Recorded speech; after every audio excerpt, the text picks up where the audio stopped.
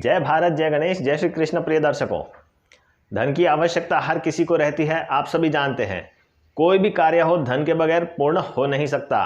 इसलिए कुंडली में धन के योग, राजयोग कैसे हैं यह जानना बहुत आवश्यक है।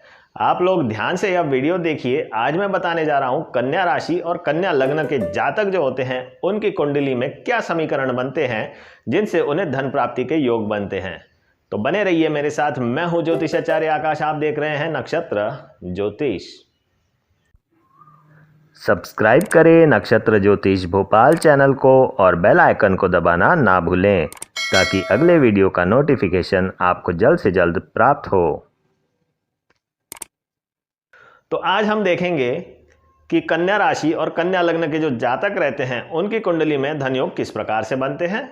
साथ ही साथ लग्न क्या होती है, राशि क्या होती है, यह भी आज आपको पता चल जाएगा। इसके अलावा और भी जो रिलेटेड टॉपिक्स हैं वो सब कवर कर लेंगे। तो बने रहिए, पूरा वीडियो अंत तक देखेंगे तो आपको पूरे के पूरे समीकरण जो होते हैं एक कुंडली देखने में और राजयोग और धनयोग देखने में वह आपको ज्ञात हो जाएंगे। आपको एक जानकारी अवश्य देना चाहूँगा कि जो भी मैं समीकरण बता रहा हूँ यह एक जनरल समीकरण है और एक जनरल तरीके से देखे जाते हैं। आपकी कुंडली में किस प्रकार से यह योग बनते हैं या नहीं बनते हैं, क्योंकि अगर ये 2, 6 और 10 जो अर्थ भाव है, अर्थ त्रिकोण है, इनका स्वामी अगर 6, 8 और 12वें घर में चला जाए तो जो फलित जो मैं बता रहा हूं वो पूरी तरीके से परिवर्तन हो जाएगा, उसमें वह अलग तरीके से काम करेंगे। तो क्या होता है कि एक एस्ट्रोलॉजर ही जज कर सकता है कि आपकी कुंडली में किस प्रकार के योग किस तरीके से है। यह जो मैं जानकारी दे रहा हूं यह बहुत जनरल जानकारी है। हर किसी की कुंडली में यह योग नहीं बनते, परंतु जिनकी कुंडली में बनेंगे तो निश्चित रूप से महादशा अंतरदशा जब आएगी तो उन्हें वह धन लाभ के योग बनाएगी और उन्हें धन प्राप्ति के योग बनेंगे। तो अब हम देखेंगे, इसमें आप देखिएगा कि कन्या लगन यानी 6 नंबर की राशि है। अगर उस केंद्र में जहां हम इंडिकेट करते हैं, आप देखिए जहां से शुरुआत होती है वह केंद्र भाव जो होता है उसे लग्न बोला जाता है। वहां अगर 6 नंबर की राशि है तो कन्या लग्न होगा। उसी प्रकार से अगर वहां 7 नंबर की राशि है तो तुला लग्न होगा और अगर वहां 8 नंबर की राशि है तो वृश्चिक लग्न होगा। अब इसी प्रकार से पूरा जो सीक्वेंस रहता है वह आप देख लीजिए। लग्न कुंडली में वह सीक्वेंस हमेशा वैसा ही रहेगा। जैसे अगर 6 नंबर की कुंडली है यानी कि लग्न कन्या है तो उसका जो द्वितीय भाव होगा या द्वितीय राशि होगी वो तुला होगी, तृतीय राशि होगी वृश्चिक, चतुर्थ राशि जो होगी धनु होगी। तो इस प्रकार से ये राशि चक्र पूरा चलता जाएगा। और जो द्वादश राशि होती है कन्या लग्न से द्वादश यानी कि उससे 12वीं वो होगी सिंह राशि। तो इस प्रकार से हमें देखना पड़ेगा कि लग्न क्या होता है। और साथ ही साथ जिस राशि में देखिए राशि का जो नंबर है अगर वहाँ पे चंद्रमा उपस्थित है आपकी कुंडली में तो वह आपकी राशि होती है। जैसे इधर हम देखते हैं इस एग्जाम्पल में कि चंद्रमा कन्या राशि में है, 6 नंबर की राशि में है तो कन्या राशि हो गई। वैसे ही अगर चंद्रमा 9 नंबर की राशि में है तो धनु राशि हो जाएगी। इसी प्रकार से भले ही वो अष्टम में चला गया परंतु अगर 1 नंबर की राशि में है तो मेष राशि हो जाएगी और अगर वह 4 नंबर की राशि में गया हुआ है तो वह कर्क राशि का जातक हो जाएगा। तो इस प्रकार से चंद्रमा की स्थिति बदल सकती है, परंतु मैं जो आज बात कहूँगा वह आप ध्यान रखें कि लग्न के ऊपर आधारित रहती है। परंतु अगर कन्या लग्न और कन्या राशि भी है तो जो समीकरण मैं बता रहा हूँ वो बिल्कुल लागू होंगे। अब बात करते हैं धर्म त्रिकोण कौन कौन से हैं। प्रथम त्रिकोण का स्वामी हो जाएगा बुध, क्योंकि कन्या राशि हो जाएगी। द्वितीय त्रिकोण में आ जाएगी मकर राशि, उसका स्वामी हो जाएगा शनि। तृतीय त्रिकोण में आएगी वृषभ राशि, उसका स्वामी हो जाएगा शुक्र। तो यह 3 प्लैनेट्स जो है आप नोट करके रख लीजिए, बुध, शुक्र और शनि। अब हम बात करते हैं अर्थ त्रिकोण। अर्थ त्रिकोण परम आवश्यक है।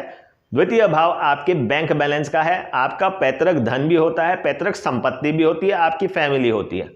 छठवां भाव आपका स्वयं का मेहनत के द्वारा अर्जित किया हुआ धन होता है या इनकम होती है जो आपको मिलती है। दशम भाव आपके स्टेटस के अनुसार या फिर आपको किसी न किसी प्रकार के जो आप कार्य कर रहे हैं, दशम भाव आपके कार्य के अनुसार आपको जो धन की प्राप्ति होती है वह बताता है, या स्टेटस के अनुसार धन की प्राप्ति होती है वह बताता है। तो 2, 6 और 10 जो 2, 6, 10 त्रिकोण हैं उन्हें अर्थ त्रिकोण कहा जाता है।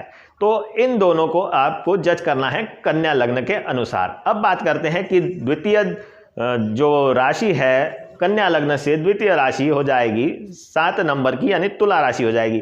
तुला राशि का स्वामी हो जाता है शुक्र, वह आप नोट करके रख लें। अब देखते हैं 6th हाउस, 6th राशि, कन्या से 6th राशि जो छठी राशि है वह हो जाती है कुंभ, उसका स्वामी हो जाता है शनि। ठीक है, अब इसके बाद हम बात करते हैं दशम। तो कन्या से दशम हो जाएगी मिथुन राशि, मिथुन राशि का स्वामी हो जाएगा बुध। तो फिर से हमारे पास आ गए बुध, शुक्र और शनि। तो आप मान के चलिए और 100% किसी भी कन्या लग्न के जातक में अगर बुध, शुक्र, शनि की प्लेसमेंट 1, 5, 9 हाउसेस में है और 2, 6, 10 हाउसेस में है, किसी भी प्रकार से ये तीनों प्लैनेट का कोई युति है या परस्पर संबंध है, तो निश्चित रूप से बुध की महादशा, शनि की अंतर्दशा, बुध की महादशा, शुक्र की अंतर्दशा या बुध की महादशा और बुध की ही अंतर्दशा में धन प्राप्ति के योग बनेंगे या स्टेटस बढ़ने के योग बनेंगे या किसी प्रकार का प्रमोशन होगा। तो इस प्रकार के यह योग बनते ही है। अब हम देखते हैं एग्जाम्पल के द्वारा कि बुध शुक्र के योग अगर केंद्र में बनते हैं या फर्स्ट हाउस में या कन्या राशि में बनते हैं, तो वह जब महादशा और अंतर्दशा आएगी, जैसे महादशा आप शुक्र की ले लीजिए और बुध की अंतर्दशा ले लीजिए, तो वह भी धन के लाभ देगी और आपके लिए राजयोग कारक महादशा और अंतर्दशा रहेगी। इसी प्रकार बुध और शनि की भी महादशा और अंतर्दशा बहुत अच्छी रहने वाली है, धन की स्थिति में यह लाभदायक रहने वाली है। तो मैं पूरी की पूरी चर्चा जो कर रहा हूं वह धन की स्थिति और राजयोग की स्थिति के बारे में बता रहा हूं, तो इसीलिए आपको उसी एंगल से देखना चाहिए। परंतु हर एक कुंडली में यह इस प्रकार की स्थिति नहीं मिलती, इसीलिए ज्योतिषीय परामर्श लेना आवश्यक हो जाता है। अगर आपको धन की समस्याएं चल रही है या किसी प्रकार से अन्य और समस्याएं चल रही है, क्योंकि लग्नेश भी यहाँ बुध हो जाता है, तो शारीरिक दिक्कतों को भी सॉल्व करने के लिए बुध को मजबूत करना आवश्यक होगा। तो अब हमें देखना पड़ेगा बुध, शुक्र और शनि की महादशा या अंतर्दशा में कॉम्बिनेशन किसी न किसी प्रकार से बनता है कि नहीं बनता। देखिए, अगर ये 1, 5, 9 और 2, 6, 10 हाउसेस में कहीं भी कंजक्शन में है, युति में है या परस्पर संबंध बनाते हैं, तो आपको धन लाभ की स्थिति यह देने ही वाले हैं। अब बात कर लेते हैं कि राहु और केतु की स्थिति क्या रहेगी। मैं पहले ही बता चुका हूं, राहु और केतु छाया ग्रह है। यह ग्रह जिसके साथ बैठते हैं उसके अनुसार काम करते हैं, उसका कार्य करने वाले एजेंट बन जाते हैं। तो ऑब्वियस है कि बुध, शुक्र और शनि की राशि में अगर राहु बैठा है तो वह भी राजयोग देगा, और राहु की महादशा में, जैसे राहु की महादशा चल रही है और शुक्र की अंतर्दशा चल रही है, तो वह भी धन देने वाली दशा रहेगी। इसी प्रकार से आप देखेंगे कि अगर राहु की महादशा और शनि की अंतर्दशा चल रही है और राहु और शनि का कॉम्बिनेशन कहीं 2, 6, 10 या फिर 1, 5, 9 हाउसेस में है, तो राहु महादशा और शनि की अंतर्दशा लाभ देने वाली ही मानी जाएगी। अब बात कर लेते हैं केतु की।